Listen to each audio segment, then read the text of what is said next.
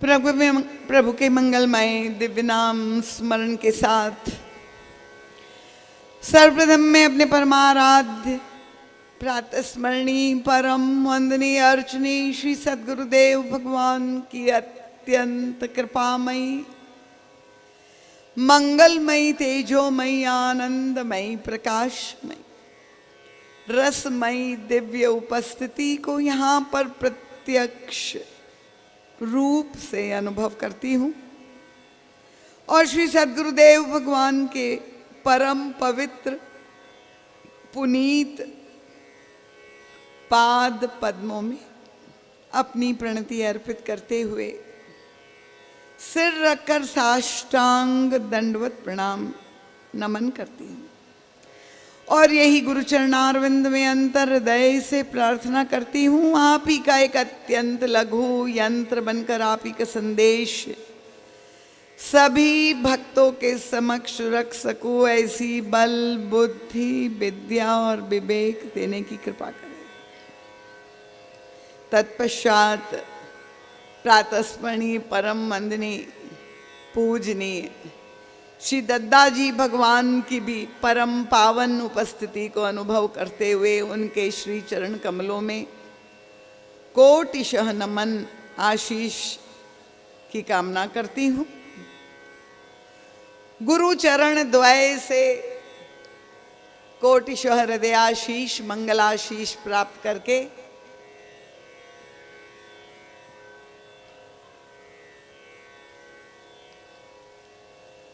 इस पंच दिवसीय ज्ञान यज्ञ में समुपस्थित संस्कार धानी के सभी रामानुरागी कथा रसिक श्रद्धालु जिज्ञासु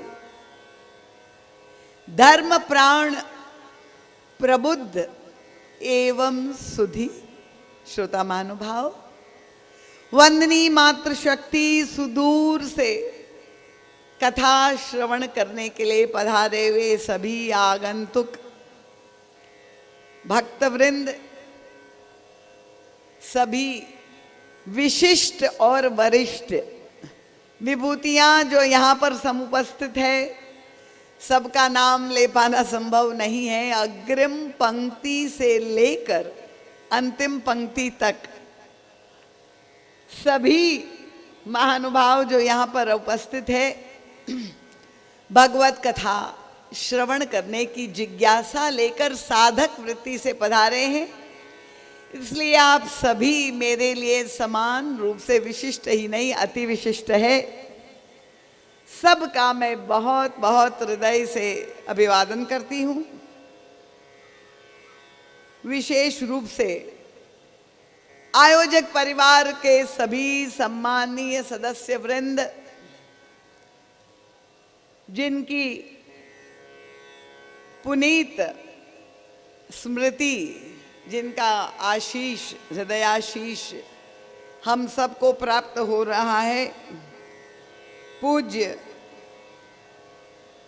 बाबूजी शिवलाल जी घनघोरिया की स्मृति में ये राम कथा का आयोजन जो हो रहा है तो उनकी प्रत्यक्ष नहीं परोक्ष उपस्थिति को अनुभव करते हुए परिवार के सभी सदस्य वृंद श्री राजेंद्र जी कुकरेले जी, श्रीमती लक्ष्मी घनघोरिया जी, श्री मनोहर घनघोरिया जी और आगंतुक सम्मानित महानुभाव श्री दिनेश यादव जी, डॉक्टर रमाकांत रावत जी, श्री राम दुबे जी, समति सैनी जी, मन्नू मिश्रा जी और आप सबके अत्यंत लोकप्रिय श्री लखन भैया सपत्नीक यहाँ पर उपस्थित है, सौभाग्यवती श्रीमती कृष्णा जी, परिवार के सभी सदस्य वृंद। यदि किसी का नाम छूट गया है तो कृपया मुझे क्षमा करें उदारता पूर्वक, क्योंकि जबलपुर मेरा ननिहाल है और ननिहाल वासी सभी मुझे अत्यंत प्रिय है। तो आप सबका हृदय से मैं बहुत बहुत अभिवादन करते हुए सबके चरणों में बार बार नमन, वंदन और प्रणाम करती हूँ। आइए भगवती माँ नर्मदा और हमारे युगल सरकार की अहेतु की अनुकंपा से प्रभु का गुणानुवाद श्रवण करने का ये जो सुअवसर मिला है, संपूर्ण सनातन धर्म का निचोड़ गोस्वामी तुलसीदास जी ने इस अमृत कलश श्री रामचरितमानस में प्रस्तुत किया है। और मानस का जीवन दर्शन युग तुलसी, जबलपुर के गौरव, क्योंकि आप सभी अगर अवगत नहीं हैं, अभी हमारे भैया साकेत जी ने आप लोगों को जरूर स्मरण दिलाया कि परम पूज्य महाराज श्री का प्राकट्य इसी जबलपुर की दिव्य भूमि में हुआ है। और परम पूज्य महाराज श्री ने मानस पर जो विवेचन किया, जो विश्लेषण किया, उसे संपूर्ण आध्यात्मिक जगत जो है समुन्नत हुआ। तो इसलिए आइए अभी मानस की कुछ पंक्तियां मैंने आपके समक्ष पढ़ी। प्रसंग को केंद्र में रखकर हम तो अपने निजी जीवन की समस्याओं का समाधान खोज रहे हैं। मेरा स्वर पीछे तक पहुंच रहा है क्योंकि आज कुछ श्रोताओं की उपस्थिति शनै शनै बढ़ रही है।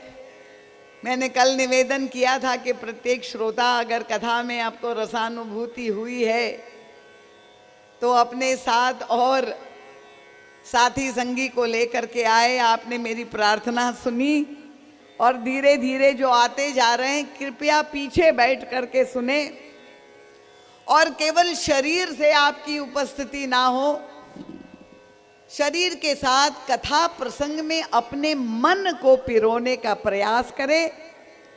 मन का स्वभाव अत्यंत चंचल है और मैं प्रयास करूंगी, क्योंकि मन को रस चाहिए तो कथा जितनी रसमयी हो, पर मन के साथ अगर बुद्धि को लगाएंगे तो कथा के द्वारा आपकी बुद्धि में प्रकाश होगा, प्रबोध होगा।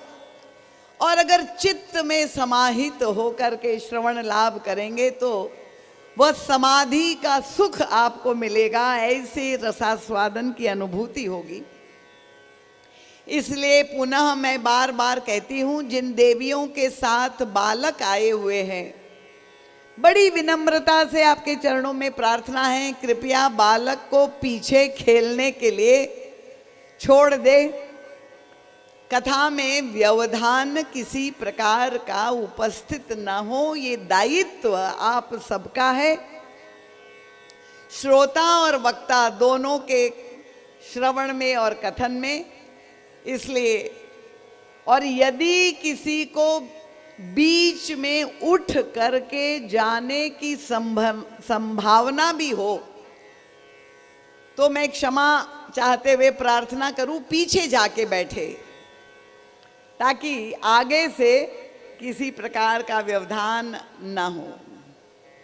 आइए, गत कल जिस क्रम पर चर्चा प्रारंभ की थी,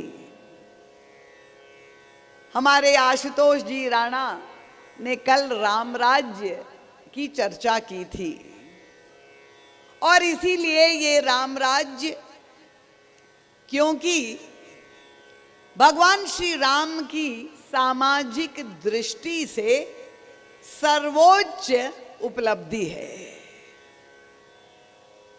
अन्य किसी भी शासक के द्वारा, अवतारों के द्वारा भी, यद्यपि भगवान श्री राम पूर्ण ब्रह्म परमात्मा के अवतार है और भगवान श्री राम के बाद भी श्याम सुंदर के रूप में भगवान श्री कृष्ण पधारे इस धराधाम पर अन्य किसी भी अवतारों के साथ ऐसा राज्य का वर्णन पूरे शास्त्र और पुराणों में सुनने को नहीं मिला।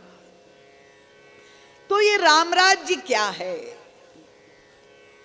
क्योंकि आप लोग सभी मानस प्रेमी हैं, रामचरितमानस का पाठ करते हैं। उत्तर कांड में गोस्वामी तुलसीदास जी ने वो आदर्श राम राज्य का विस्तार से वर्णन किया है, जहां पर प्रत्येक व्यक्ति सुखी है, दुख का लवलेश पूरे प्रजा में, पूरे समाज में नहीं है।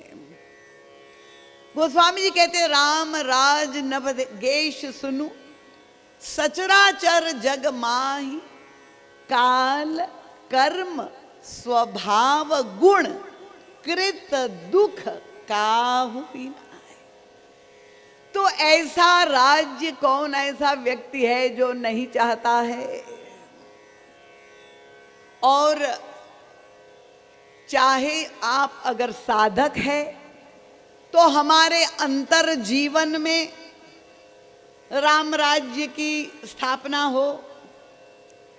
राम राज्य का मतलब क्या है? जहां भगवान श्री राम और श्री सीता जी सिंहासनासीन होते हैं। पर इसका मतलब ये नहीं हुआ, देखिए आप कहेंगे कि राम और सीता, अभी तो हमारे सनातन धर्म में पर इतने आक्षेप किए जा रहे हैं। भगवान राम केवल त्रेता युग में नहीं, वो पूर्ण ब्रह्म के रूप में शाश्वत है, उस युग में भी थे और आज भी है। पर राम राज्य का मतलब किसी एक व्यक्ति का राम के सिंहासन पर बैठने से राम राज्य नहीं होता है। देखिए, जब तक रावण राज्य समाप्त नहीं होता तब तक राम राज्य की स्थापना नहीं होती। रावण राज्य और दशरथ राज्य दोनों एक साथ हो सकते हैं, पर राम राज्य और रावण राज्य एक साथ नहीं हो सकता। अब आप कहेंगे कि आज के युग में ना तो वो 10 शीश वाला रावण है और ना राम है, तो फिर हम ये कथा क्यों सुने? क्यों हमारे लखन भैया ने इतना विशाल आयोजन किया है? और यहीं पर युग तुलसी परम पूज्य गुरुदेव ने जो चिंतन दिया है, महाराज श्री कहते हैं रावण किसी व्यक्ति का नाम नहीं है। राम राज्य और रावण राज्य ये दो जीवन दर्शन है। रावण एक व्यक्ति नहीं, रावण एक वृत्ति है। रावण और उसका पूरा परिवार, जितने भी निशाचर और राक्षस है, गोस्वामी तुलसीदास जी कहते हैं त्रेता युग का तो ये इतिहास है, परम सत्य है। पर रावण एक वृत्ति का प्रतिनिधित्व करता है। और युग तुलसी ने मानस को इसी प्रतीकात्मक रूप से परिभाषित करके हमारे जीवन से जोड़ करके समझाया। उनका रावण कौन है? उनका मोह दश मौल तदभ्रात अहंकार पाकारी जित काम विश्रामहारी। कृपया जो पहली बार कथा सुन रहे हैं पूरे ध्यान से सुने। रावण कौन है? उनका मोह का प्रतीक है, सिंबॉलिक रिप्रेजेंटेशन ऑफ रामचरितमानस। क्योंकि आजकल आप अपने बच्चों को अंग्रेजी स्कूल में पढ़ाते हैं तो उन्हें भी समझ में आए। रावण का छोटा भाई कुंभकर्ण, ये कौन है? गोस्वामी जी कहते ये अहंकार का प्रतीक है। अहंकार शब्द का प्रयोग तो हम सब करते हैं, एक दूसरे पर आक्षेप भी लगाते हैं। ये अहंकार कौन है? उनका कुंभकर्ण ही अहंकार है। समझ में आ रहा है? जबलपुर वासी सभी चैतन्य श्रोता काय, समझ में आ रहा है कुंभकर्ण कौन है? कौन है? चैतन्य श्रोता चाहिए, देवियां बहुत बड़ी संख्या में है, सुन रही है ना? रावण मोह का प्रतीक है, कुंभकर्ण अहंकार का प्रतीक है, मेघनाद काम वृत्ति का प्रतीक है। और इसका मतलब क्या हुआ कि जब तक ये बुराइयां चाहे हमारे अंतर जीवन में हो, चाहे समाज में व्याप्त हो, तब तक राम राज्य नहीं हो सकता है। समझ में आ गया? और इसलिए भगवान श्री राम और उनके सारे पार्षद, मैंने कल कथा में कहा था कि अकेले राम के द्वारा राम राज्य की स्थापना नहीं हो सकती है जब तक उनके साथ वो संगठित, समर्पित, ऐसे विलक्षण चरित्र वाले पार्षद सेवादार नहीं होंगे। चाहे हनुमान जी महाराज हो, चाहे श्री भरतलाल जी हो, चाहे शत्रुघ्न जी हो, चाहे लखनलाल जी हो, ये सभी पात्रों ने मिल करके प्रभु के का जो चिंतन था, औदार्यपूर्ण व्यापक चिंतन था, वो समाज में जाकर के क्रियान्वित किया। और तब जाकर के महाराज दशरथ के सारे संकल्प आजीवन पूरे हुए। पर अंतिम संकल्प जो था कि मैं राम को युवराज पद पर अभिषिक्त कर दूं, वो संकल्प पूरा नहीं हो पाया। क्यों नहीं हो पाया? क्योंकि महाराज दशरथ तो यही कल्पना कर रहे थे कि राम का राज तिलक कर दूं, सोने के सिंहासन पर राम आसीन हो जाएंगे तो राम राज्य हो जाएगा। पर भगवान श्री राम सिंहासन पर बैठने के लिए, सोने के सिंहासन पर बैठने के लिए उतावले नहीं थे। और जब कैकेयी अम्मा ने वनवास दे दिया तो परम प्रसन्नता से प्रभु ने अयोध्या छोड़ करके वन चले गए। क्यों चले गए प्रभु वन इतनी प्रसन्नता पूर्वक? देखिए, अगर हम अपने राम को नहीं जानेंगे, राम के स्वभाव को, उनके आदर्शों को नहीं जानेंगे, तब समाज में भ्रांतियां उत्पन्न होगी। और ये नकारात्मक वृत्तियां समाज में व्याप्त है। इसलिए आवश्यक है कि राम किसी के शत्रु नहीं है, वो प्रत्येक व्यक्ति के मित्र है और सबको हृदय लगाने के लिए तत्पर है।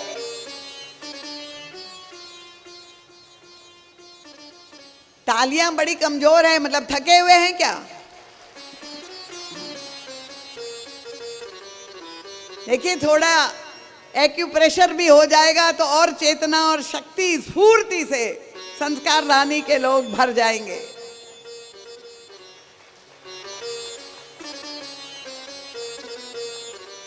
तो प्रभु सोने के सिंहासन पर बैठने के लिए व्याकुल नहीं है। प्रभु तो चाहते थे कि प्रत्येक व्यक्ति के हृदय के सिंहासन पर मुझे स्थान मिल जाए। इसलिए प्रभु ने अयोध्या छोड़ करके वन चले गए। और ये प्रभु का जो दृष्टिकोण है, देखिए रावण वध के बाद जब प्रभु लौटे अयोध्या 14 वर्ष की अवधि के बाद, गुरु वशिष्ठ को के चरणों में प्रणाम किया। अब उनके साथ वो सारी वानरी सेना थी और तब प्रभु अपने सारे बंदरों का परिचय गुरु वशिष्ठ से कैसे करते हैं। शब्दावली देखिए, मानस पाठ तो आप करते पर ध्यान से किया करिए। ये राम उवाच है, भगवान श्री राम के मुख से निकला हुआ है। प्रभु ने कहा गुरुदेव से प्रणाम करते हुए, ये सब सखा सुनहु मुनि मेरे। ये सारे बंदरों को प्रभु गुरुदेव के समक्ष मेरे मित्र है, गुरुदेव ये मेरे सखा है। ये भगवान राम का दृष्टिकोण है। ये सब सखा सुनौ मुनि मेरे, भय समर सागर कह मेरे। मम हित लागी जन्म नहारे, भरतहु ते मोहि अधिक प्यारे। अब आप समझ लीजिए, राम का दृष्टिकोण अगर अभी तक नहीं समझे हैं, पशु योनि का बंदर को भी प्रभु अपना मित्र बताते हैं। वो है श्री राम, जिनका हम जय घोष लगाते। भगवान श्री राम मनुष्य के विरोधी तो छोड़ ही दीजिए, चाहे किसी धर्म का हो, किसी जाति का हो, किसी राष्ट्र का हो, किसी संप्रदाय का हो, वो तो वन में भक्तिमती शबरी के आश्रम में जा करके उनके जूठे बेर खाते हुए कहते, माता मैं 10 वस्तुओं को महत्व नहीं देता। क्या हमने अपनी रामायण ठीक से पढ़ी? जब राम पर, श्री कृष्ण पर, सनातन धर्म के हमारे सारे देवी देवताओं पर हम आक्षेप लगाते हैं, भगवान राम ने शबरी जी के सामने कुटिया में कहा, क्या कहा? उनका देव भक्तिमती शबरी मातेश्वरी जाति सबसे पहला आज के समाज का कुरोग। ये राम कथा का आयोजन क्यों किया गया है कि हम सब एक अखंड भारत, सब राम के अंश है, पूरा विश्व। और तब ये कहते, जाति पाति कुल धर्म बड़ाई, धन बल परिजन गुण चतुराई। माता में इन 10 वस्तुओं को महत्व नहीं देता। किसको महत्व देता है? उनका मानहु एक भगति करना था। तो ये जो हमारे प्रभु का आदर्श है, जो चिंतन है, इन्हीं आदर्शों को उनके पार्षदों ने, हनुमान जी हो चाहे भरत जी हो, लक्ष्मण जी ने समझकर प्रभु का ये औदार्यपूर्ण चिंतन लीला में क्रियान्वित किया। कल कथा में मैंने चर्चा की थी, सुग्रीव जैसा चरित्र, क्योंकि स्वयं सुग्रीव ने प्रभु के सामने अपनी आत्मकथा सुनाई थी कि रावण अपहरण करके जा रहा था मातेश्वरी श्री सीता जी का, और सुग्रीव वहीं पर पर्वत पर अपने बंदरों के साथ बैठकर केवल देखता रहा। सीता जी का अपहरण हो रहा है। वहां पर एक और पक्षी गरुड़ जी महाराज थे, जटायु जी महाराज। आप देखिए उनका शौर्य, रावण को चुनौती देने का साहस था जटायु जी में। पर सुग्रीव बता रहा है, देखिए कितना दुर्बल कमजोर चरित्र का। कल्पना कर लीजिए अगर आपको समझ में नहीं आए, क्योंकि अखबारों में रोज पढ़ते हैं कि कोई ना कोई बहू बेटी का अपहरण हो रहा है, बलात्कार हो रहा है, और वो चिल्ला रही है बचाओ बचाओ, और तब लोग दर्शक बन करके बाद में भले निर्भया कांड हो जाए तो कैंडल मार्च हम निकाले, पर उस समय जब वो पुकार रही है मदद के लिए, ये कमजोर दुर्बल चरित्र के आधार पर जब तक समाज में स्वस्थता व शक्ति नहीं आएगी, तब तक एक स्वस्थ राष्ट्र नहीं होगा। प्रत्येक व्यक्ति समाज का एक इकाई है, और इसलिए रामचरितमानस के द्वारा हम अपने चरित्र का निर्माण करने का प्रयास कर रहे हैं। भगवान श्री राम और उनके पार्षदों के जो गुण हैं, अब सुग्रीव इतने दुर्बल चरित्र का घोर विषयी व्यक्ति, सारे दोष जिसके चरित्र में विद्यमान है, महान डरपोक, महान पलायनवादी भगोड़ा, ऐसा कौन दोष कौन विकार है जो सुग्रीव में नहीं था। पर आप कल्पना कर लीजिए कि अगर सुग्रीव को भी भगवान की प्राप्ति हो सकती है, तो क्या हम और आपको नहीं हो सकती?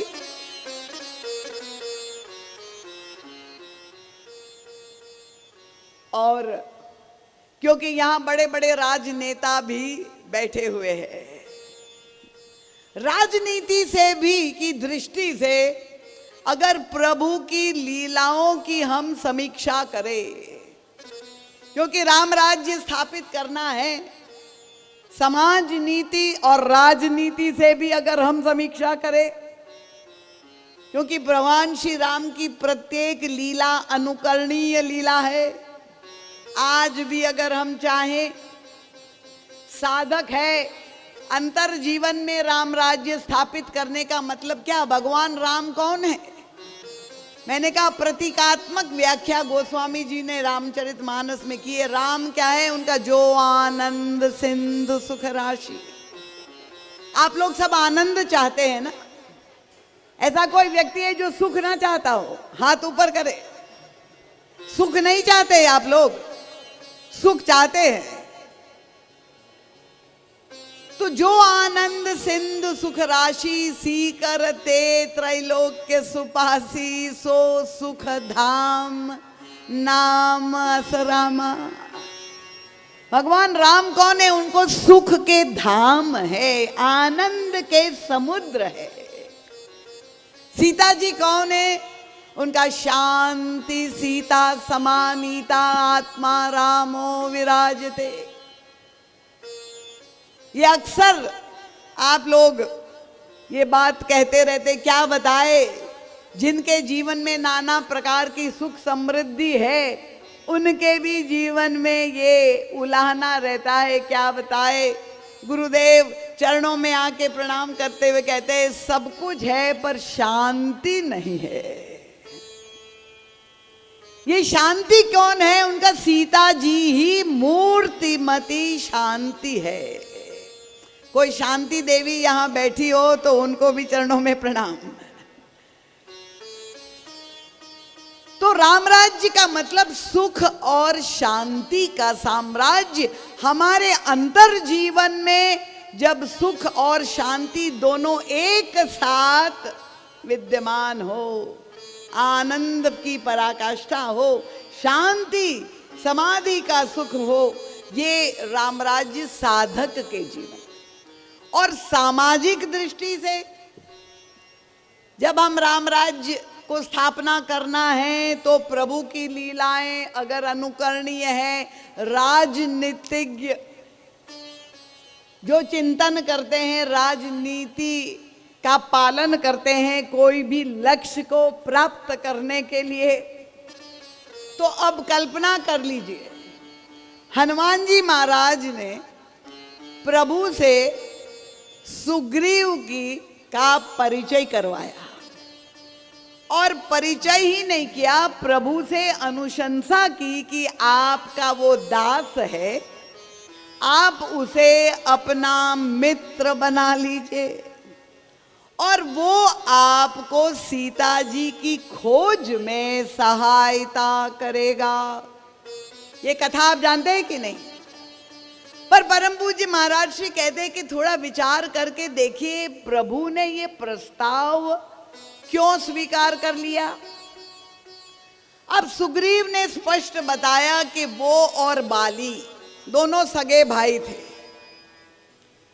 और बाली कौन है? उनका जो अत्यंत बलवान था, बाली रावण विजेता था, जिसने रावण को पराजित करके क्या किया, सारी दुनिया को दिखाने के लिए कि ये 10 शीश रावण जो 20 भुजा वाला है उसको मैंने हराया है। तो क्या करता रहा, बाली ने रावण को अपनी बगल में दबाकर 6 महीने घूमता फिरता रहा। रावण विजेता था बाली। अब आप समझ लीजिए कि अगर भगवान श्री राम को ये सूचना मिली है कि रावण ने सीता जी का अपहरण कर दिया है, और प्रभु श्री सीता जी की खोज में निकले हुए सीता जी को प्राप्त करना चाहते हैं, तो मित्रता किससे करनी चाहिए थी प्रभु को? अगर आज का कोई राजनीतिज्ञ होता तो आप लोगों से मैं पूछूं, कृपया शांति बनाए रखें, जो विलंब से आए कृपया पीछे बैठे, आगे आने का प्रयास न करें।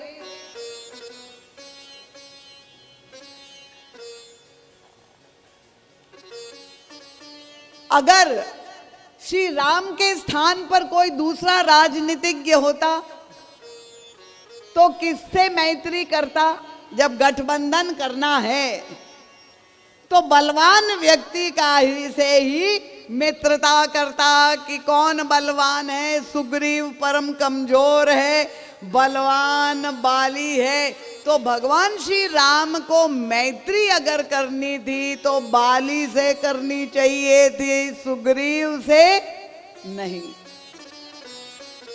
और इसलिए कुछ लोग आज, क्योंकि विचार स्वतंत्रता का युग है, वाणी स्वतंत्रता का युग है, तो इसलिए कई लोग टीका टिप्पणी करते हैं भगवान श्री राम की नीतियों पर, और ये कहते हैं कि भगवान राम को भी राजनीति का ज्ञान नहीं था। अगर वे कुशल राजनीतिज्ञ होते, देखिए, क्योंकि हमने राम की नीतियों को समझा नहीं, अपनी दृष्टि से ही हम राम का विश्लेषण कर रहे हैं। और कहते अगर वे कुशल राजनीतिज्ञ होते तो बाली से मित्रता करते, सुग्रीव से नहीं। पर भगवान श्री राम ने वो बलवान बाली से मित्रता नहीं, जो दुर्बल कमजोर दीन सुग्रीव था उससे मित्रता की। इसका मतलब क्या हुआ? ये राम नीति है।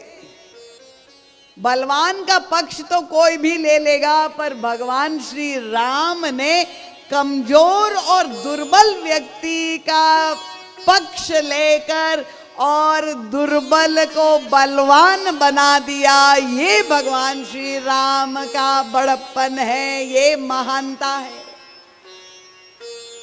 जो कमजोर है उसको कैसे मैं बलवान बना दूं? प्रभु ने सुग्रीव को ऐसा सशक्तिकरण किया कि बाली को चुनौती दे करके और लड़ने के लिए वो प्रस्तुत हो गया। तो राम की जो नीतियां हैं, एक और प्रसंग मैंने कहीं पढ़ा था अखबार में, एक समालोचक ने लिखा, शूर्पणखा का प्रसंग आप लोग सब जानते हैं, रावण की बहन शूर्पणखा ने जब भगवान श्री राम के सौंदर्य को देखा पंचवटी में, बड़ी प्रभावित हुई प्रभु का ऐसा भुवन मोहन सौंदर्य। और तब वो यद्यपि कुरूप राक्षसी थी, पर क्योंकि उसके पास मायावी शक्ति थी तो शूर्पणखा बहुत सुंदर रूप बनाकर भगवान राम के पास आई। वो प्रसंग आप जानते हैं। और प्रभु से सीधे प्रस्ताव कर दिया, तुम सम पुरुष नमो सम नारी, या संजोग विधि रचा विचारी। विवाह का प्रस्ताव शूर्पणखा ने भगवान राम के सामने रख दिया। और भगवान श्री राम ने क्या किया? वो प्रस्ताव, मैं यही कहती हूं कि आजकल क्योंकि ये पाश्चात्य संस्कृति हमारे देश पर भी हावी हो रही है और इस तरह के प्रस्ताव देने की परंपरा को के लिए एक विशेष दिवस, उसको वैलेंटाइंस डे 14 फरवरी निर्धारित किया गया। तो जब शूर्पणखा ने भगवान श्री राम को यह प्रस्ताव किया तो मैंने कहा शायद उस दिन वैलेंटाइंस डे ही रहा होगा। पर आप देखिए हमारे प्रभु हमें जो शिक्षा दे रहे, प्रभु ने क्या शूर्पणखा का वो निमंत्रण स्वीकार कर लिया, प्रेम भरा स्वीकार, यही लोग समझते हैं। पर प्रभु ने उसका निमंत्रण स्वीकार करना तो दूर, लक्ष्मण भैया को आदेश दिया और उसका नाक कान का उच्छेदन करवा। अब एक समालोचक ने लिखा कि राम को कुशल राजनीतिज्ञ नहीं थे। क्यों? उनका यदि उन्हें राजनीति का ज्ञान होता और शूर्पणखा का प्रस्ताव स्वीकार कर लेते तो 2 राष्ट्रों का महासंबंध हो जाता। अब आप बताइए, वो बेचारे लेखक को यही नहीं मालूम था कि शूर्पणखा का विवाह भी हो चुका था विद्युजीव नाम के राक्षस से, और रावण ने विवाह करवाया था और बाद में उसका वध भी रावण ने करवा दिया, मरवा डाला।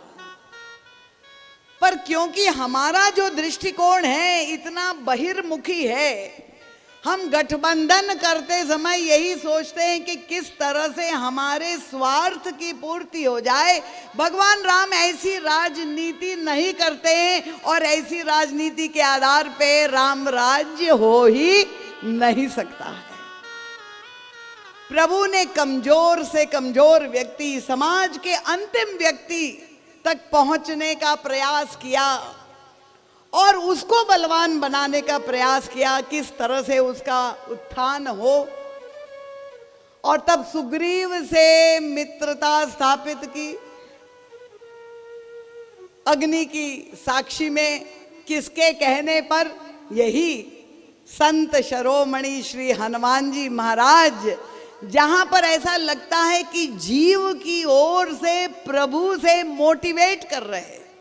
यानी कि हनुमान जी ऐसे आधुनिक भाषा में मोटिवेशनल गुरु है कि वो जीव को नहीं भगवान को ही मोटिवेट करते हैं कि आपकी करुणा अगर जीव को प्राप्त नहीं होगी तो ये जीव का उद्धार नहीं हो सकता है, आप कृपा करें।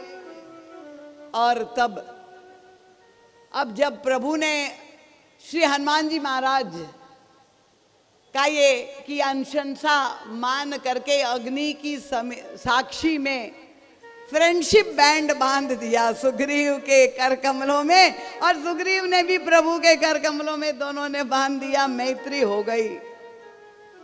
पर आप जानते हैं सबसे अधिक परेशान कौन हुआ ये दृश्य देख करके? परेशान हुए हमारे लक्ष्मण जी महाराज, क्योंकि प्रभु के सानिध्य में रहते।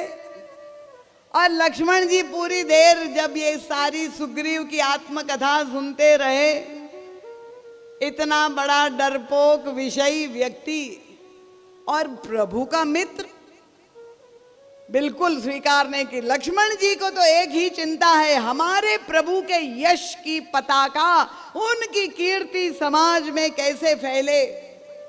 इसलिए गोस्वामी तुलसीदास जी ने मानस के प्रारंभ में लखन भैया का जब वंदना की तो यही बात तो उन्होंने लिखी, बंदव लक्ष्मण पद जल जाता, शीतल सुभग भगत सुख दाता, रघुपति कीरति विमल पताका, दंड समान भयउ जस जाका। भगवान के सुयश की चिंता लक्ष्मण जी को सदैव रहती।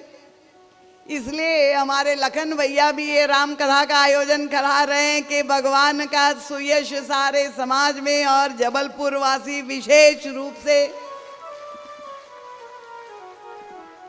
अब लक्ष्मण जी ने जब देखा कि प्रभु के मित्र ये सुग्रीव, मित्रता तो बराबरी का नाता है, उनको स्वीकार नहीं हो रहा है, पर साहस नहीं, मर्यादा का पालन क्या करे, स्वीकार नहीं है। और तब अवसर उनको मिल गया, रात के समय प्रभु की चरण सेवा करके ही विश्राम करते थे। लक्ष्मण जी का ये व्रत था, नियम था। और चरण सेवा करते हुए उस दिन लक्ष्मण जी दिन भर परेशान थे, व्याकुल थे कि ये सुग्रीव को कैसे प्रभु ने इतने विषयी जीव को मित्र कैसे स्वीकार कर दिया। रात में एकांत में प्रभु के सामने कुछ चर्चा छेड़ दी। किसकी चर्चा? देखिए, ये मानस के अंतर्भाव है, ये सारे विशेषता युग तुलसी परम पूज्य गुरुदेव की है। मानस में आपको ये प्रसंग नहीं मिलेंगे। ये तो महाराज श्री ने पूरे मानस और गोस्वामी जी के 12 ग्रंथों का, शास्त्र का मंथन करके ये दिव्य रत्न हमें दिए। अब लक्ष्मण जी भैया ने प्रभु से कहा, प्रभु आपका एक भक्त था जटायु, जटायु जी की चर्चा कर दी। जटायु जी आपको कैसे लगते हैं प्रभु? अब जहां जटायु जी की ओर लक्ष्मण जी ने प्रभु का ध्यान आकर्षित किया, प्रभु तो एकदम भाव से भर गए, नेत्रों में ऐसे अश्रु छलक आए। उनका जटायु जी का समर्पण किसी से तुलना ही नहीं हो सकती है। ऐसा शौर्य कोई शस्त्र अस्त्र नहीं, फिर भी रावण को चुनौती दे दी उस जटायु। वे तो मेरे पिता तुल्य थे।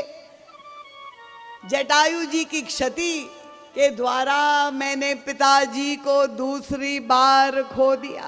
प्रभु इतने भाव से भर गए, करुणा से आंखों से अश्रुपात जटायु जी की स्मरण करते हुए।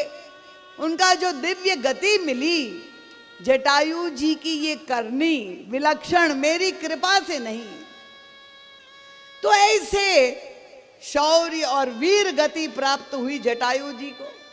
अब प्रभु पूरी तरह से जब उस भाव में डूब गए तो तुरंत लक्ष्मण जी ध्यान से देख रहे थे।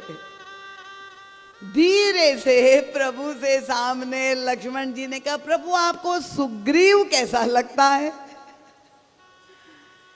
अब सुग्रीव और जटायु जी का चरित्र तो बिल्कुल ठीक विपरीत। सुग्रीव का नाम लेते ही प्रभु ने कहा, ये तो बहुत ही मुझे अच्छा लगता है, सुग्रीव तो मेरा मित्र है लक्ष्मण। अब लक्ष्मण जी को बिल्कुल वो स्वीकार नहीं। उनका, प्रभु बताइए किस तरह से वो आपका मित्र बनने का अधिकारी है? मित्रता तो बराबरी का नाता है, वो कैसे आपका मित्र बन सकता है? और देखिए प्रभु का फिर से राम की एक इतनी सुंदर मनोहारी झांकी। राम का स्वभाव देखिए। भगवान श्री राम ने कहा, लक्ष्मण तुम्हारा ध्यान नहीं गया, सुग्रीव और मैं, हम दोनों की स्थिति तो एक ही जैसी है, हम दोनों बराबर है।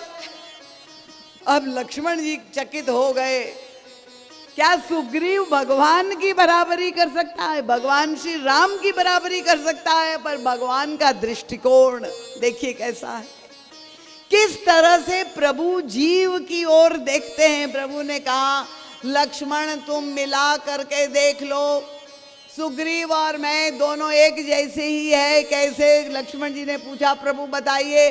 उनका, देखो सुग्रीव की पत्नी का हरण हो गया है, मेरी भी पत्नी का हरण हो गया, बराबर है कि नहीं?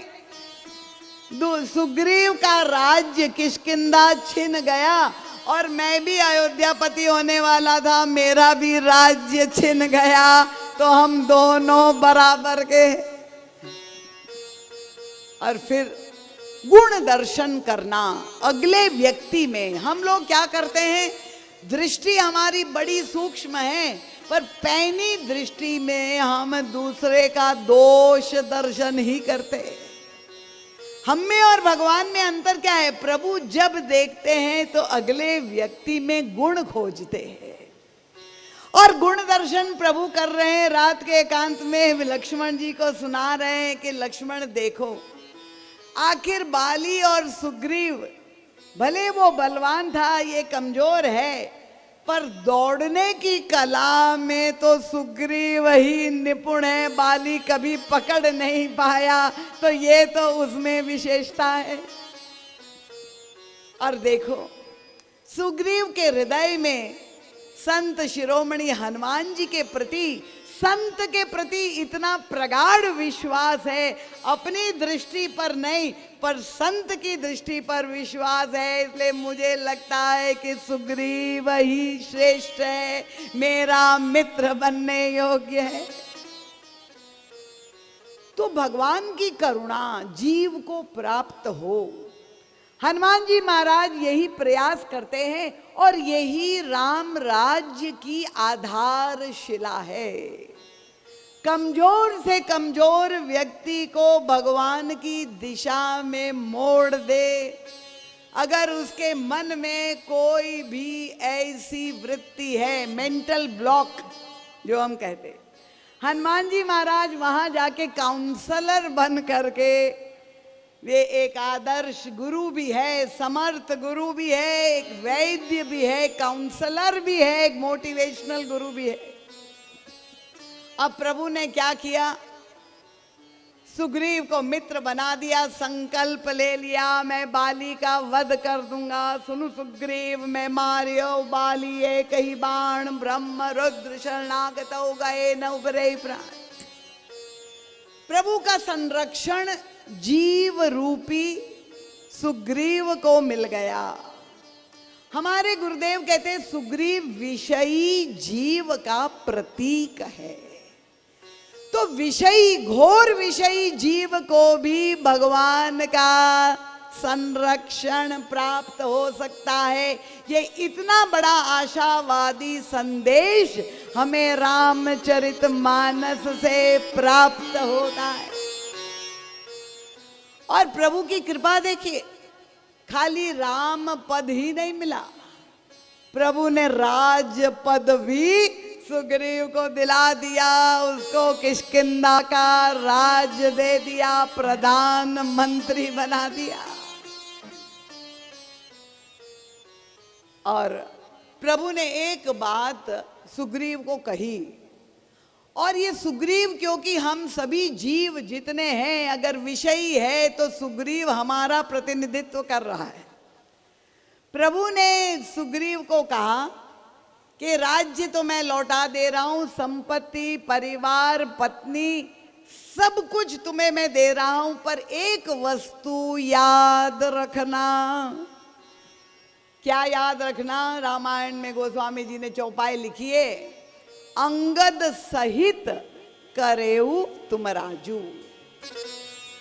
युवराज पद अंगद को दे दिया, प्रधानमंत्री सुग्रीव को बना दिया, पर प्रभु ने क्या कहा कि संतत हृदय धरे हूं मम काजू।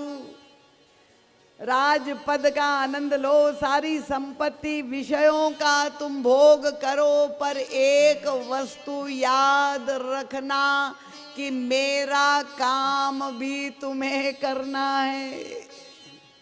अरे बताओ, प्रभु का क्या काम करना है? तो भौतिक लीला में तो यही मतलब हुआ कि एक मित्र दूसरे मित्र से बात कह रहा है कि मैंने तुम्हारी पत्नी से तुम्हें मिला दिया, मेरी पत्नी खो गई है, तो तुमको भी मेरी सहायता करनी है। ये तो लीला में व्याख्या हुई, पर आध्यात्मिक व्याख्या गुरुदेव करते सीता जी कौन है? पराभक्ति का प्रतीक है। तो प्रभु ने ये मानव मात्र को ये सारे संसार के विषय, भोग, सुख की सामग्री जो दी है प्रभु ने दी है, पर उसके साथ प्रभु हम सबसे यही निवेदन करते हैं कि ये सारे संसार मायामय जगत में रहते हुए भूल मत जाना कि भक्ति देवी को तुम्हें प्राप्त करना है, भक्ति करना मत भूल जाना। तालियां बड़ी कमजोर है, इसका मतलब आप लोग भक्ति नहीं चाहते। भक्ति ने नाम की कोई देवी बैठी हो, हम तो उस पराभक्ति की बात करें, भगवान की भक्ति। सीता जी मूर्तिमती शांति है, पराभक्ति है। प्रभु कह रहे सारे संसार में रमण करते हुए मेरा भजन करना मत भूल जाना। और आप संस्कार धानी के लोग हैं तो आप लोगों का तो ये दायित्व है, जो सुग्रीव को प्रभु ने कहा है, ये हम सबके लिए आज भी परम उपादेय उपदेश है। पर ये सुग्रीव की कथा क्या है, वर्णन क्या आता है? प्रभु ने राजमहल दे दिया, मित्र बनाया और पत्नी से मिला दिया, पर ये सुग्रीव सबसे पहले चला गया महल में। एक बार भी भगवान को नहीं कहा कि प्रभु कृपा करके आप भी पधारिए। देखिए बड़े बड़े सम्रांत लोग भी यही संतों को कहते कि आप कृपा करके अपने चरण कमल हमारी कुटिया में, हमारी झोपड़ी में रखें। अब भगवान के सामने महल क्या मतलब है, वे तो सारे जिसके रोम रोम में करोड़ करोड़ ब्रह्मांड है, प्रभु को तो आवश्यकता नहीं। पर सुग्रीव को प्रभु ने सब कुछ दिया, पर एक बार भी प्रभु से नहीं किया कि प्रभु आप भी चलिए यहाँ जंगल में, यहाँ वन में वर्षा ऋतु में आप कितना कष्ट पाएंगे, आप भी महल में निवास करें। पर ये विषयी जीव सबसे पहले भूल गया अगर कुछ तो भगवान को ही भूल गया, विषयों में ऐसा खो गया। 4 महीने वर्षा के व्यतीत हो गए, सुग्रीव जो अंदर गया दरवाजा बंद हो गया तो खुला ही नहीं। और हमारे प्रभु लक्ष्मण जी के साथ बेचारे गुफाओं में, कंदराओं में, वर्षा में कितना कष्ट होता है, प्रभु जंगल में निवास कर रहे हैं, उनका मित्र घर में सारी सुख सुविधा में ऐश कर रहा है। जब 4 महीने व्यतीत हो गए तब एक दिन प्रभु ने लक्ष्मण जी को श्रोता बना करके कहा, और बड़ी विचित्र भाषा बोले। पहली बार हमारे भगवान के मुख से ऐसी भाषा निकली, हमारे राघवेंद्र सरकार। प्रभु ने कहा, लक्ष्मण सुग्रीव हूं सुधी मोरी विसारी। अरे वो दुष्ट सुग्रीव भी मुझे भूल गया। पावा राजकोष पुर नारी। देखिए प्रभु कभी भी ऐसा नहीं बोलते, पर आज ऐसा लगता है कि प्रभु को सब कुछ याद आ गया। उसने कहा उस मेरे मित्र को मैंने सब कुछ दिला दिया, राज्य भी दिया, संपत्ति भी दी, कोष भी दिया, पत्नी से भी मिला दिया, और वो भी मुझे भूल गया। अब प्रभु ने जब ऐसे कहा तो सबसे अधिक प्रसन्नता किसको हुई? लखन महाराज, लक्ष्मण जी प्रसन्न हो गए। प्रभु पहले ही मैं आपको रोक रहा था, इसको मित्र मत बनाइए, देखिए उसका फल सामने आ गया। अब बताइए, मैं तो जानता था करना क्या है। लक्ष्मण जी ने कहा प्रभु उपाय बताइए, अब क्या करना है? और प्रभु ने क्रोध की लीला क्या कहा? उनका जय सायक मारा में बाली, ते ही सर हतो मूड कहा।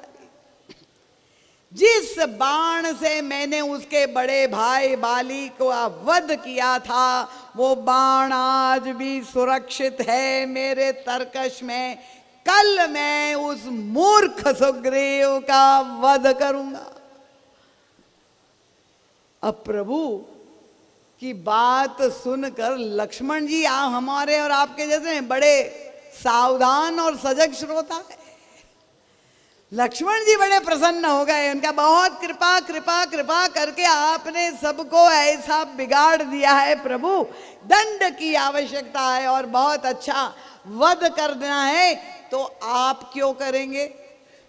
आपको कलंक लगेगा, प्रभु का सुयश बना रहे। लक्ष्मण जी कहते प्रभु नहीं, बड़े भाई का आपने कार्यक्रम किया, छोटे भाई का मुझे दे दीजिए, क्योंकि नहीं तो ये संसार वाले कहेंगे कि वारे श्री राम पहले किसी को मित्र बनाते और फिर उसका वध करते हैं, तो आपके सुयश पर कोई कलंक ना लगे। लक्ष्मण जी एकदम व्याकुल, प्रभु ये कार्य मुझे सौंप दीजिए, मैं अभी जा करके उस दुष्ट सुग्रीव का जय सिया राम कर दे। और तब ध्यान से लक्ष्मण जी ने विचार किया, प्रभु आपने कहा कल मारूंगा, तो क्या कोई मुहूर्त निकालने की आवश्यकता है क्या? अरे वध करना है तो तत्काल किया जाए, जो निर्णय किया है कल पर क्यों टाला जाए? मैं अभी जाता हूं तुरंत ही। लक्ष्मण जी महाराज ने उठाया अपना धनुष बाण और चलने लगे। और तब पीछे से आवाज सुनी, लक्ष्मण लक्ष्मण इधर आओ, प्रभु बुला रहे। लक्ष्मण जी तो वैसे भी शंकित थे कि प्रभु कभी ऐसे बोलते नहीं, ये पहली बार क्रोध की लीला दिखाई दी। प्रभु जब वध करने की बात कर रहे, प्रभु लक्ष्मण जी ने मुड़ करके देखा, प्रभु ने बुलाया, इधर आओ लक्ष्मण। लक्ष्मण जी पहुंचे, बताइए प्रभु क्या आदेश है? प्रभु ने कहा लक्ष्मण मुझे बड़ा डर लग रहा है। अब आप देखिए, लक्ष्मण जी ने कहा प्रभु किस बात का डर है? क्या आप नहीं विश्वास नहीं है कि मैं उस सुग्रीव का वध कर सकता हूं? और तब प्रभु ने कहा नहीं लक्ष्मण, तुम्हारे शौर्य पर कोई विश्वास कोई अविश्वास नहीं है, पर मुझे तो तुमसे डर लग रहा है। प्रभु किस बात का डर? और तब कितनी मीठी बात हमारे प्रभु ने कही। उनका प्रभु लक्ष्मण तुम्हारा भय इतना बड़ा है, क्यों? कौन है लक्ष्मण जी? शेष भगवान, 1000 फन वाला सर्प। उनका तुम्हारा डर इतना बड़ा है, जब तुम जाओगे उसको डराने में के लिए, मुझे ये डर लग रहा है क्योंकि वो सुग्रीव जो है वो बहुत बड़ा डरपोक है, और जब तुम डराने जाओगे उसका प्रतिफल ये ना हो, क्योंकि डरपोक जितना बड़ा है उतना ही बड़ा भगोड़ा है, और तुम जब डराने जाओगे तो ऐसा ना हो कि वो डर के मारे उधर भाग जाए। नहीं नहीं लक्ष्मण, प्रभु कहते तब अनुजहि समुझावा रघुपति करुणा सीव। भगवान लक्ष्मण जी को समझा रहे, कौन? उनका करुणा निधान प्रभु बोल रहे। आज उन्होंने ये जो है योद्धा भगवान राम नहीं, जो करुणा से पूरित प्रभु श्री राम का दिव्य दर्शन, ऐसी झांकी। उनका याद रखना ये सुग्रीव कौन है।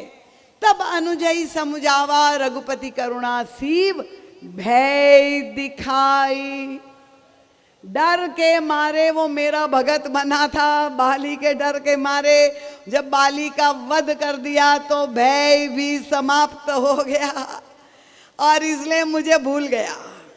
सारी भक्ति भय के कारण थी, इसलिए प्रभु ने कहा जा करके थोड़ा भय फिर से उत्पन्न कर दो। पर भय उत्पन्न करने का उद्देश्य क्या है? उनका भय दिखाई ले आवो तात सखा सुग्रीव। इतना ही डराना कि उधर ना चला जाए, इधर मेरे पास आ जाए, उतना ही डराना। याद रखना वो मेरा मित्र है, मेरा सखा है सुग्रीव। और तब समझ में आया भगवान श्री राम की कृपा अगर हमारे जीवन में डर आता है, भय आता है, दुख आता है, संकट आता है, तो उस समय हम घबरा जाते हैं और सबसे पहले उलाहना किसी को देते? भगवान को ही देते। हमारे साथ ही ऐसा क्यों हुआ? हमारे जीवन में ये ऐसी दुर्घटना क्यों हुई? सबसे पहला उलाहना भगवान को ही देते हैं। पर महाराज श्री कहते कि कितना बड़ा संदेश प्रभु ने लीला में करके दिखाया कि वो डर और भय और दुख क्यों भेजते हैं। ये प्रभु का बाण है, इसीलिए दुख भेजते हैं कि ये जीव मुझको भूल गया है, संसार के सुखों में डूब गया है, तो थोड़ा कष्ट और संकट भेज दो तो वो फिर से मुझे याद कर ले और मेरी शरण में आ जाए, संसार में लिप्त ना हो पाए। और यही प्रत्येक माता भी करती है। यहाँ इतनी देवियां बैठी हुई हैं। अगर आपने अपने बालकों को संपन्नता है और खूब खिलौने दे दिए खेलने के लिए, और आजकल को सबसे बड़ा खिलौना मोबाइल है, हर युग के लिए, हर अवस्था के लिए खिलौना।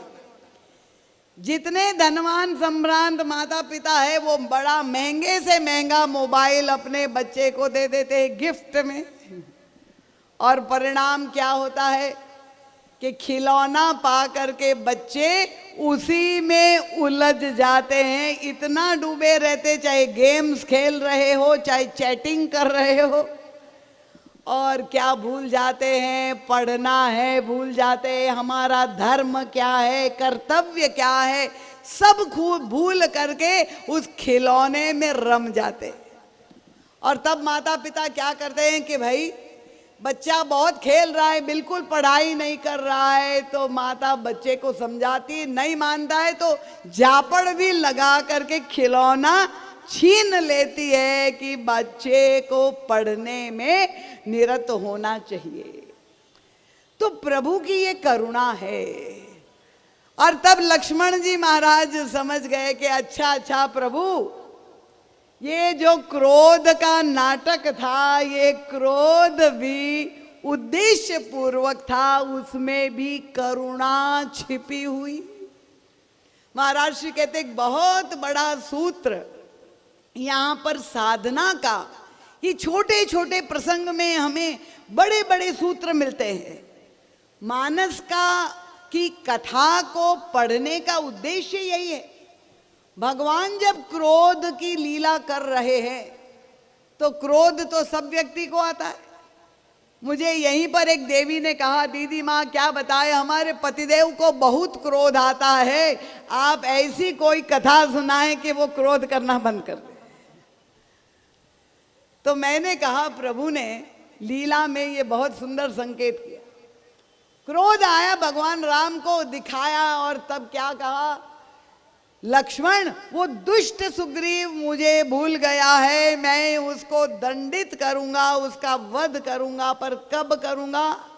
उनका कल करूंगा।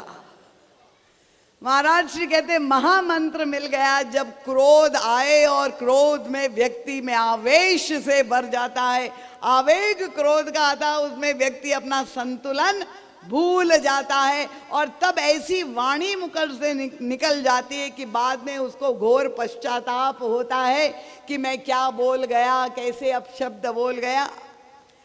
तो ये बहुत सुंदर साधकों के लिए संदेश है कि जब क्रोध आए तो कल पर टालिए, तत्काल क्रियान्वित मत करे। जो भी आवेश आए कल करेंगे, आज नहीं, तो कल तक वो क्रोध जो है ठंडा हो जाएगा और इतने बड़े अनर्थ से आप बच जाएंगे।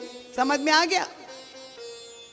अब लक्ष्मण जी धनुष ले करके पहुंच गए किष्किंधा के उस दुष्ट सुग्रीव को दंडित करना है। भगवान का कार्य भूल गया है, पर देखा क्या कि सुग्रीव जी महाराज पहुंचे उससे पहले कार्य हो गया था। लक्ष्मण जी पहुंचे उसके पहले कार्य हो गया था। क्या कार्य हो गया था? हनुमान जी महाराज वहां सुग्रीव के निकट निवास कर रहे थे। और जब मन ही मन सोच रहे हैं कि 4 महीने की अवधि व्यतीत हो गई, पर राम काज सुग्रीव विसारा, मैंने उसको मित्र बनाया। हनुमान जी महाराज हृदय में सोच रहे हैं कि बताओ, इसको मैंने मित्र बनाया और उसने प्रभु को ही भुला दिया, अब क्या करे। हनुमान जी महाराज पहुंचे महल में। सुग्रीव के महल में जाके दरवाजा खटखटाया। जब दरवाजा खटखटाया तो सुग्रीव ने द्वार खोले अंतरपुर। 4 महीने में पहली बार दरवाजा खोला, देखा हनुमान जी महाराज खड़े हैं। प्रणाम कर दिया उनका, महाराज आपने कष्ट किया। सेवक सदन स्वामी आगमनु, मंगल मूल अमंगल दमनु। प्रभु आपने मुझे याद कर लिया, आप स्वयं आने का कष्ट किया, आपने बताइए कैसे आप पधारे। हनुमान जी ने कहा मैं कथा सुनाने आया हूं। अब आप देखिए, हनुमान जी महाराज के पास भी कोई शस्त्र है, गदा है। लक्ष्मण जी महाराज शस्त्र लेकर डराने के लिए वहां से चल पड़े हैं। उसके पहले प्रभु के दूत, ये राम दूत ने यहाँ पर कार्य शुरू किया। उन्होंने कहा मैं कथा सुनाने आया हूँ। सुग्रीव ने कहा बहुत अच्छा, आपने पहले भी बड़ी मीठी कथा सुनाई थी, भगवान राम से मेरी मित्रता कराई थी। हनुमान जी ने कहा नहीं, आज मैं दूसरी कथा सुनाने आया हूं, मीठी कथा नहीं। देखिए हिताचार्य है, सब कोटि की कथा हनुमान जी महाराज से बड़ा और कौन कथावाचक हो सकता है। समाज में पहले कथाओं में एक कथा चलती थी, कड़वे प्रवचन। यहां भी जबलपुर में होते थे ना कड़वे प्रवचन, बड़ी भारी संख्या में भीड़ होती थी। तो कथा हमेशा मीठी ही नहीं होती, उसमें भी कुछ ऐसे कड़वी बातें पर मीठी पद्धति से रखी जाती है ताकि आपको कष्ट ना हो। ये केवल त्रेता युग की कथा नहीं है रामचरितमानस, ये हम सबके जीवन की कथा है, हमारी कथा है। तो सुग्रीव को स्वयं चल करके हनुमान जी कृपा कथा सुनाने के लिए आए। हनुमान जी ने कहा आज मैं नई प्रकार की कथा सुनाऊंगा। सुग्रीव ने कहा बहुत अच्छा महाराज, बताइए क्या कथा सुना रहे। और तब हनुमान जी ने सुग्रीव को बिठा करके स्मरण दिलाया, सुग्रीव याद कर लो तुम किस प्रकार से बाली के डर के मारे बन बन भटक रहे थे। पुरानी स्मृतियां हम बहुत जल्दी भूल जाते हैं। किसी का उपकार अगर हम पर हुआ है तो सबसे अधिक हम भूल जाते हैं पहले। तो प्रभु का उपकार, उनकी कृपा, उनकी करुणा जो सुग्रीव को प्राप्त हुई, हनुमान जी महाराज ने वो पूरी कथा सुनाई। सुग्रीव शांति पूर्वक सुन रहा है, जैसे आप लोग शांति पूर्वक बैठ करके सुन रहे हैं।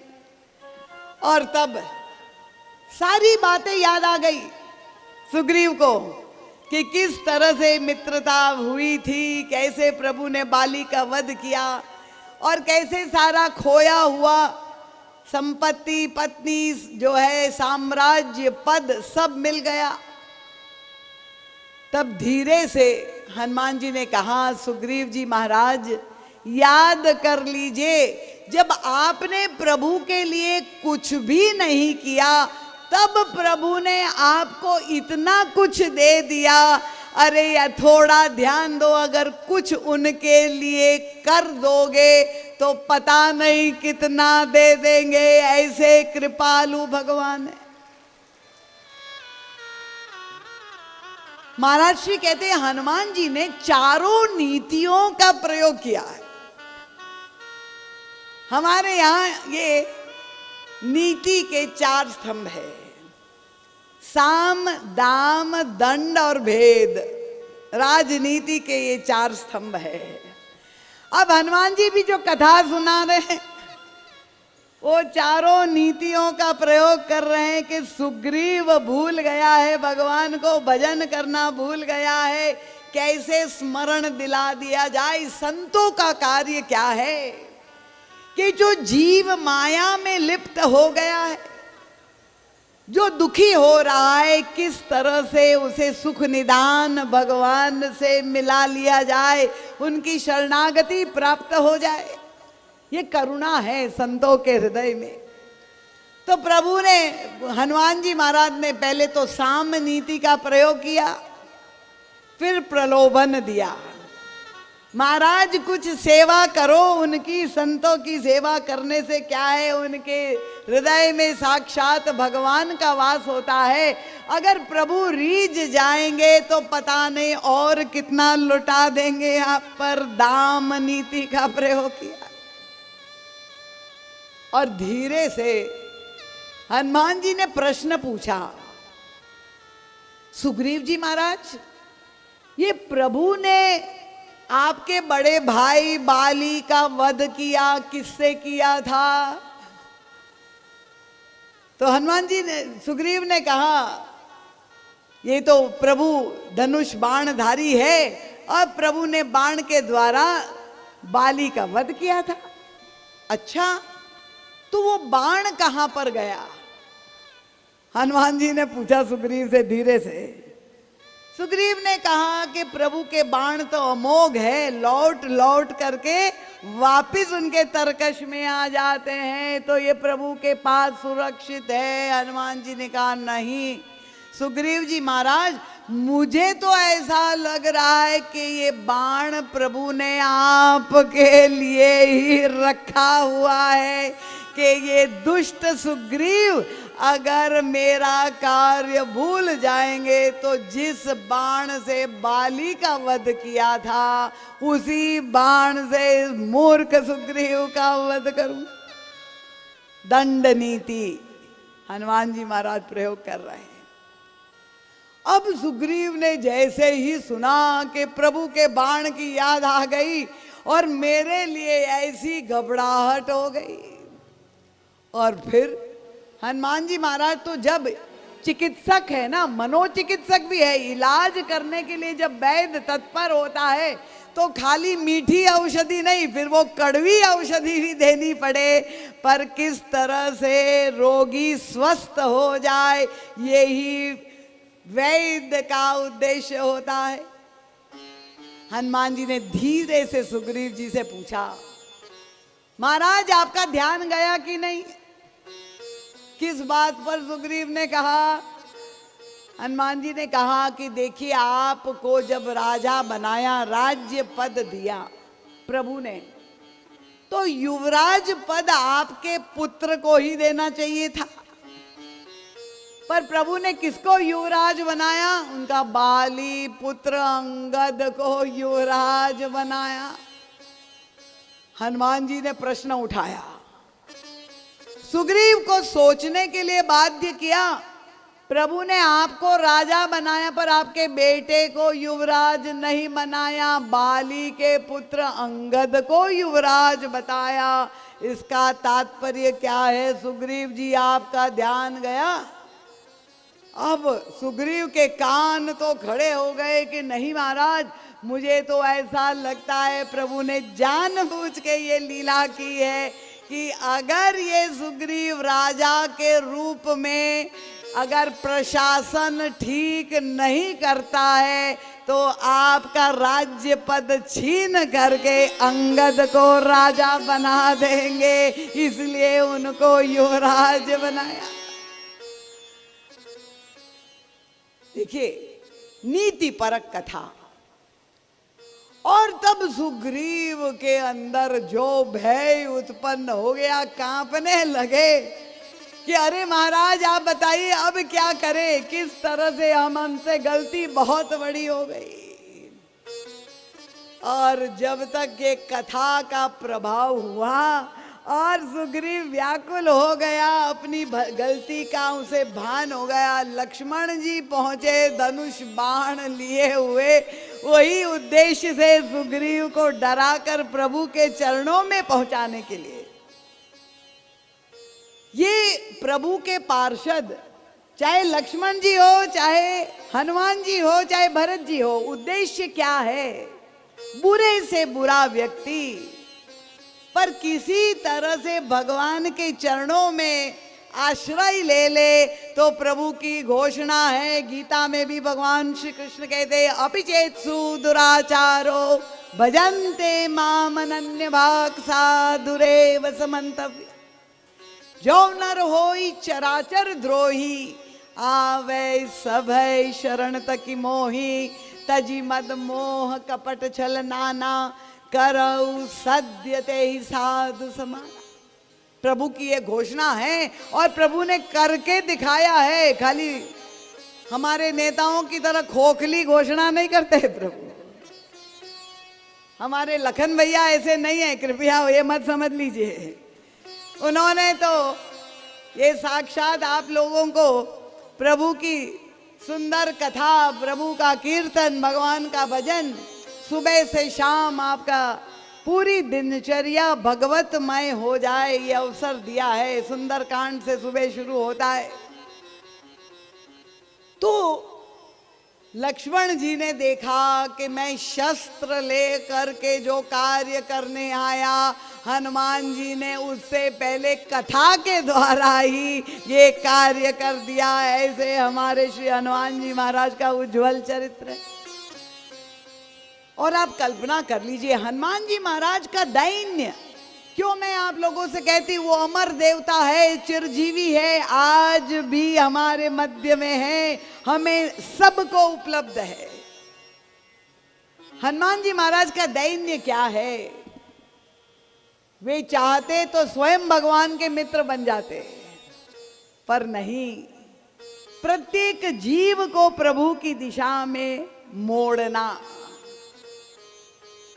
मित्रता प्रभु से स्थापित करना और स्वयं दास बनकर, सेवक बनकर, दासानुदास बनकर सभी भगवान के दासों की सेवा का व्रत जिन्होंने लिया है, ऐसे आदर्श पूर्ण सद्गुरु हनुमान जी महाराज वैश्विक गुरु बन सकते हैं। पूरे विश्व में प्रत्येक व्यक्ति की कामना पूर्ति करने का संकल्प लिए हुए। तो अगर भारत को विश्व गुरु बनना है, हमारे पास एक ऐसा व्यक्तित्व है हनुमान जी महाराज के रूप में। संसार के प्रत्येक व्यक्ति की कामना पूरी करने का संकल्प जिन्होंने लिया है। और देखिए हनुमान जी महाराज की विनम्रता की पराकाष्ठा।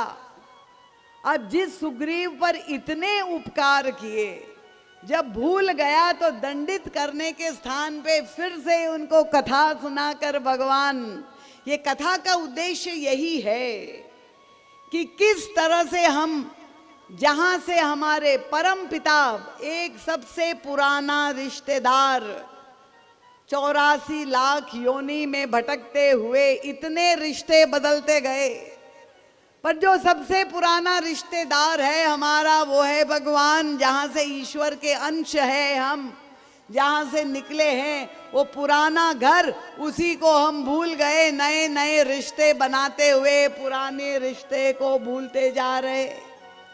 और संत और सत्संग का उद्देश्य यही है कि आपको स्मरण दिलाया जाए।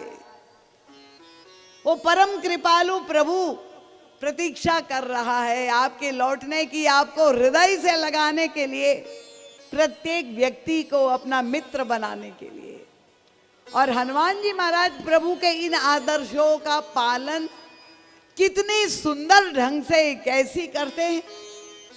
अब सुग्रीव पर इतने उपकार हनुमान जी के हैं, पर व्यवहार आप देखिए। कायदे से बात तो यह है कि हनुमान जी महाराज को गुरु मानकर सुग्रीव को चरणों में प्रणाम करना चाहिए। सहमत है कि नहीं आप लोग? सब कथा सुन रहे हैं ना? सब लोग सहमत है? प्रणाम किसको करना चाहिए? बोलिए। सुग्रीव को करना चाहिए। पर मानस में गोस्वामी तुलसीदास जी ने एक स्थान पर, जब राम राज्य हो गया और सारे बंदरों को प्रभु 6 महीने की अवधि व्यतीत हो गई और सारे बंदरों को विदा कर रहे हैं, कह रहे हैं अब गृह जाहु सखा सब। प्रभु अब 6 महीने हो गए, सारे बंदर घर बार भूल करके प्रभु के साथ दिव्य परमानंद में डूबे हुए, जैसे आप लोग कथा में तल्लीन हो गए। प्रभु को चिंता हो गई कि भाई ये लोग अपने घरों को वापस जाए, मैं भी आपको भेजूंगी पर अभी नहीं, अभी शांति से सुन लीजिए। पहले प्रभु ने क्या संदेश दिया? अब गृह जाऊ सखा सब भजऊ मोहि दृढ़ नेम सदा सर्वगत सर्वहित जानी करऊ अति प्रेम। सबको विदा करने लगे प्रभु। अब हनुमान जी महाराज भी वहीं उपस्थित थे। सब बंदरों को प्रभु विदा कर रहे, पर हनुमान जी महाराज को कौन विदा करे? प्रभु ने सबकी ओर देखा, सबसे पहले मातेश्वरी श्री किशोरी जी की ओर देखा। और तब मैंने कहा ना, ये सारे मानस के अंतर्भाव है, मानस में नहीं मिलेंगे। तो परम पूज्य महाराज श्री प्रत्यक्ष रूप से दर्शन करते हुए इस लीला में सम्मिलित हुए। श्री किशोरी जी ने कहा, भगवान क्या कोई माँ अपने बेटे को घर से निकाल सकती है, विदा कर सकती है? मेरे लिए संभव नहीं है। भरत जी, लक्ष्मण जी, सबको कहा, सब ने अपनी असमर्थता व्यक्त की। हनुमान जी को विदा करना हमारे लिए संभव नहीं, हम तो सब ऋणी हैं। और भगवान श्री राम ने भी स्वीकार किया कि हनुमान तुमने तो मुझे ऋणिया बना दिया, तुमने अपनी लीला के द्वारा। अब हनुमान जी को कोई कुछ नहीं बोल रहा है, पर हनुमान जी सबके साथ चुपचाप महल से निकल करके बाहर चले गए।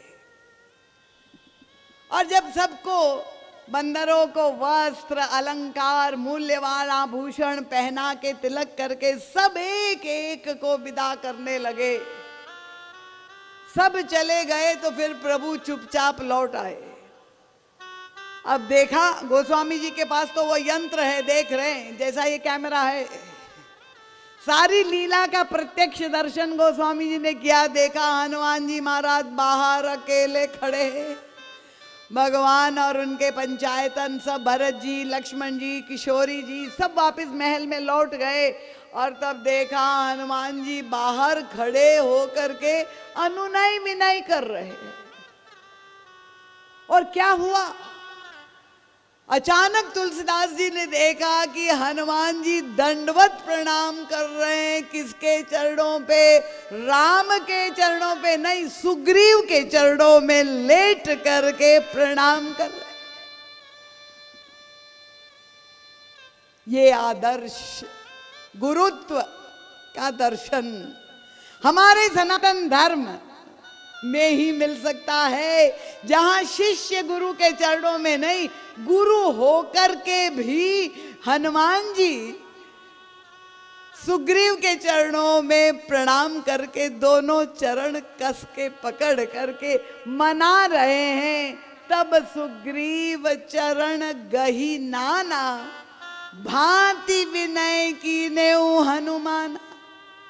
हनुमान जी महाराज सुग्रीव जी से निवेदन कर रहे हैं, क्या? उनका दिन 10 करी रघुपति पद सेवा, पुनि तव चरण देखियो देवा।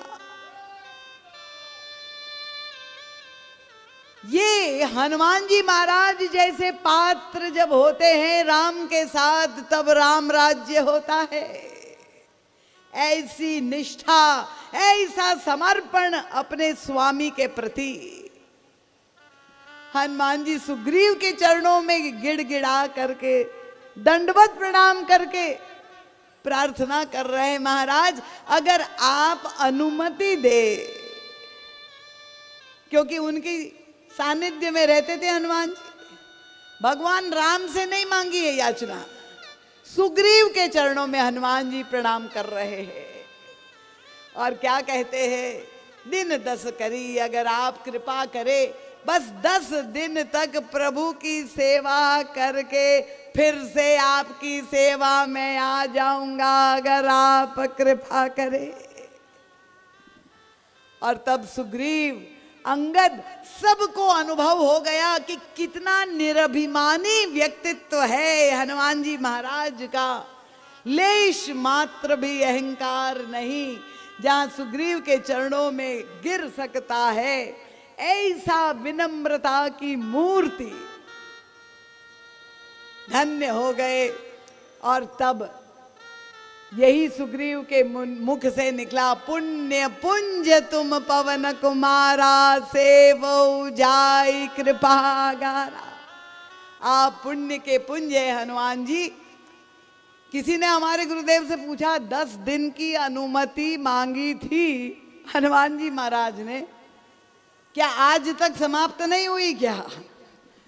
महाराज जी ने कहा, ये हमारे आपके 10 दिन नहीं थे, ये महाकाल के 10 दिन, उसकी गिनती आप कल्पना ही नहीं कर सकते। अभी भी हनुमान जी प्रभु के चरणों में सेवा करते हुए और सारे संसार की सेवा, सभी जीव मात्र की सेवा में तत्पर है। अब आप कल्पना कीजिए, हनुमान जी जब प्रणाम कर रहे हैं तो कुछ लोग सिद्धांतवादी आ करके प्रश्न किया, क्या ये उचित है? व्यवहार में तो बड़े व्यक्ति के चरणों में छोटे व्यक्ति प्रणाम करते हैं, यही होता है कि नहीं? जबलपुर में यही होता है ना, सब जगह ये होता है, जहां बड़ा होता है तो छोटा विनम्रता से उनका आशीर्वाद लेता है, उनके चरणों में प्रणाम। हमारे गुरुदेव से किसी ने पूछा कि ये उलट कैसे गई, यहाँ मर्यादा का पालन तो नहीं हुआ कि छोटा बड़े के चरणों में प्रणाम करे, पर यहाँ हनुमान जी अतुलित वर्धामम सकल गुण निधानम, वो सुग्रीव के चरणों में प्रणाम कर रहे हैं। ये क्या उचित है क्या सिद्धांत के अनुसार?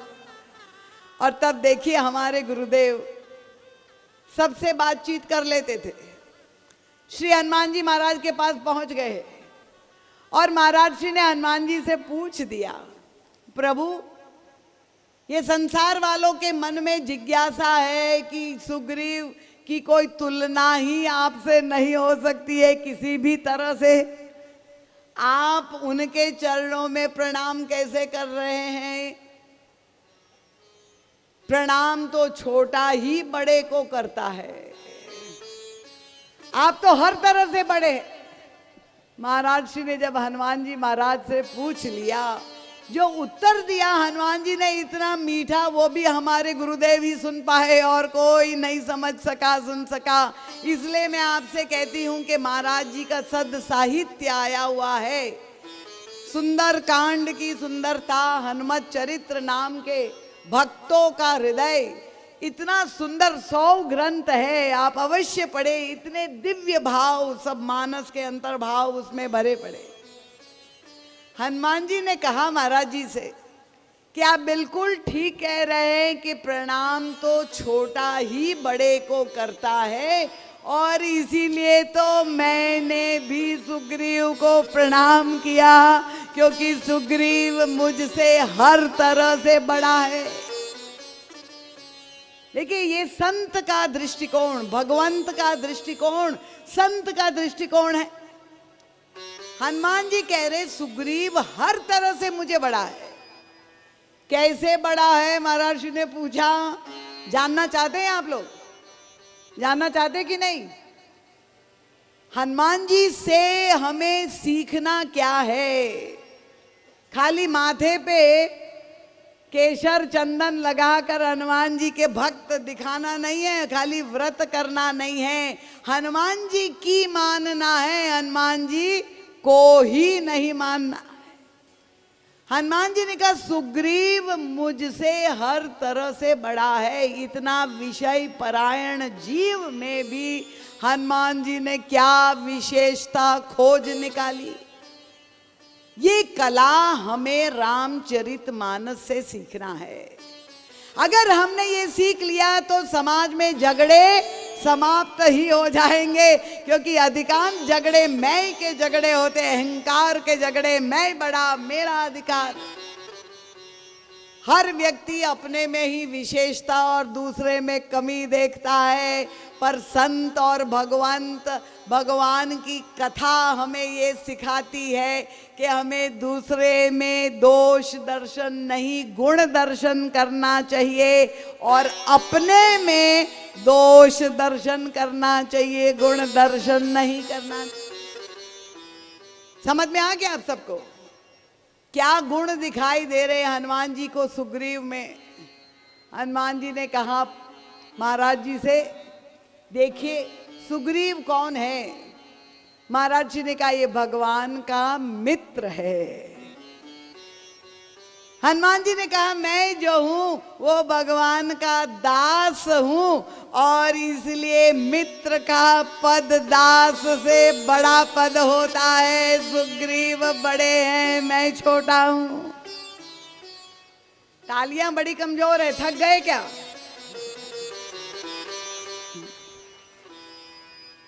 अगर आप किसी में गुण देखना चाहते हैं, हनुमान जी से प्रार्थना करें हमें भी वो दृष्टि दे। जीवन में आनंद और शांति भर जाएगी। संत की दृष्टि ये है। हर तरह से सुग्रीव मुझसे बड़ा है, हनुमान जी कह रहे। और फिर महाराज जी से कहा कि देखो मैंने ही ये सुग्रीव को भगवान का मित्र बनाया था, मैंने ही अनुशंसा की थी, प्रभु को अनुरोध किया था, और 4 महीने व्यतीत हो गए। सुग्रीव भूल गया भगवान को, अपने मित्र को, सखा को भूल गया। और तब क्या हुआ? 4 महीने जब हो गए तब प्रभु को याद आया। किसकी याद आई? हनुमान जी ने कहा कायदे से तो प्रभु को मेरी याद आनी चाहिए थी। कहाँ है वो दुष्ट हनुमान? बुलाओ। उसने सुग्रीव से मित्रता करवाई थी, कहाँ गया? कहाँ मुझे भूल गया, उसको बुलाओ। हनुमान जी ने कहा प्रभु को मेरी याद नहीं आई, प्रभु को अपने सखा सुग्रीव की याद आई। तो इसका मतलब बड़ा कौन है? गोस्वामी तुलसीदास जी से ही किसी ने पूछा। भक्ति शास्त्र में माना यही गया कि भगवान का भजन अकेले नहीं करना चाहिए, भगवान के भक्त के साथ भगवान का भजन करना चाहिए। अब भगवान के भक्त तो इतने हैं, लाखों की संख्या में। किसी ने तुलसीदास जी से पूछा कि किस भक्त को याद किया जाए, और तब एक महामंत्र तुलसीदास जी ने दिया। क्या? उनका सब ही कहावत राम के और सब ही राम के आस।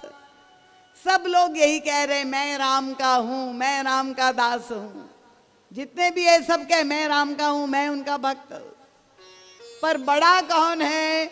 उनका राम कहे जेहि आपनो तेहि भज तुलसीदास।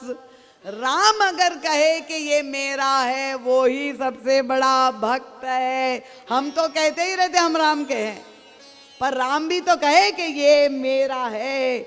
और इसलिए हनुमान जी ने कहा प्रभु ने मुझे याद नहीं किया, सुग्रीव की याद आई, तो सुग्रीव ही बड़ा है, इसलिए मैं उनके चरणों में प्रणाम करता हूं। तो ये प्रभु के पार्षदों ने प्रभु के चिंतन को, आदर्शों को, सिद्धांतों को समझा और उसका अनुपालन समाज में किया। चाहे श्री हनुमान जी महाराज हो, चाहे भरत जी महाराज हो। तो हम लोग अगर चाहते हैं आज भी राम राज्य हमारे घर में हो, हमारे परिवार में हो, हमारे मोहल्ले में, हमारे राष्ट्र में हो, तो अवश्य हो सकता है। पर अगर हम राम के पद चिन्हों पर चलेंगे, प्रभु के ये पार्षदों ने किस तरह से प्रभु की नीतियों का अनुपालन किया। कथा में अभी केवल 3 दिन बचे हैं और आज आप लोगों की ये विशाल संख्या यहाँ देख करके मुझे लगता है कि हमारे आयोजक, हमारे लखन भैया तो जरूर चिंता कर रहे होंगे, पर पहले से ही उन्होंने व्यवस्था कर दी है कि इतनी बड़ी बड़ी एलईडी लगा दी है, हॉल भी बड़े बड़े हैं कि निकटता से आप लोग सब कथा का रसास्वादन करें।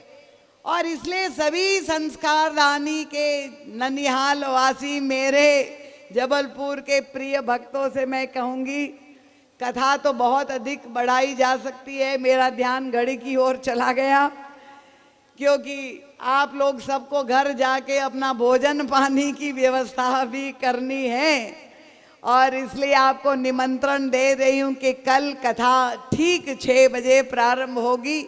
आप लोग स्वयं ही नहीं आएंगे पर प्रत्येक श्रोता यहाँ जो उपस्थित है उनसे प्रार्थना है, अगर आपको कथा में रस मिला हो, कुछ ज्ञान मिला हो तो अपने साथ 10-10 श्रोता और लेकर के आए कि हमारे लगन भैया की सारी व्यवस्था कम पड़ जाए। पूरे विश्व में भले सुने पर जबलपुर वासी प्रत्यक्ष कथा सुन करके आनंदित हो जाए। तो आप सबको मैं निमंत्रण दे रही हूँ। गृह कार्य नाना जंजाला वो तो जीवन भर चलता रहेगा, खाना पीना व्यापार धंधा, पर ये अवसर बिनु हरि कृपा सत्संग का बड़े भाग पाई। ये सत्संग ये अवसर जो मिला हुआ है उसका पूर्ण लाभ ले ले। अयोध्या से हमारे प्रभु पधारे हैं, रोज प्रातः काल अनुष्ठान होता है, बहुत सुंदर सुंदर कांड का सस्वर पाठ होता है, प्रार्थना आरती मंगल होता है, उसमें भी आप सब लोग आमंत्रित है। प्रातः काल 10 बजे से सुंदर कांड में आप सम्मिलित हो सकते हैं। यहाँ जो भजन का कार्यक्रम होता है उसका भी आप लाभ ले और कथा श्रवण करके अपने जीवन को समुन्नत बनाएं। अभी रामायण जी की आरती होगी, आरती में अवश्य सम्मिलित होकर प्रसाद लेके ही यहाँ से प्रस्थान करें। और प्रसाद तो सब कुछ है, वाणी का भी प्रसाद आपको कानों से मिल रहा है, नेत्रों से भी प्रसाद मिल रहा है, महाराज जी का सद साहित्य आया हुआ है, वो प्रसादित चिंतन ग्रंथ भी उपलब्ध है और भोजन रूपी जो है प्रसाद जिह्वा के लिए भी प्रसाद का वितरण हो रहा है। तो अपने जीवन को प्रसादित करने का अवसर है। तो आयोजक परिवार के प्रति बार बार मंगल कामना आप लोग सब करतल ध्वनि के द्वारा हमारे लखन भैया के प्रति कृतज्ञता ज्ञापित करें और इस कृत संकल्प के साथ के प्रत्येक श्रोता अपने साथ कल और 10-10 श्रोता लेकर के आएंगे। भगवान के नाम का जय घोष सब हाथ उठा करके करेंगे। बोलिए नर्मदा मैया की जय। अरे जयकार ऐसी नहीं दिखाई दे रही कि राम भक्तों की भीड़ है, संस्कार दानी के भक्तों की जयकार अलग ही होनी चाहिए। बोलिए सियावर रामचंद्र भगवान की जय। बोलिए राधा रानी की जय। गजानन गणेश जी महाराज की जय। सत्य सनातन धर्म की जय। संत समाज की जय। भक्त समाज की जय। पूज्यपाद गोस्वामी तुलसीदास जी महाराज की जय। भारत माता की जय। बोलिए सद्गुरुदेव भगवान की जय। पूज्य दीदी जी महाराज की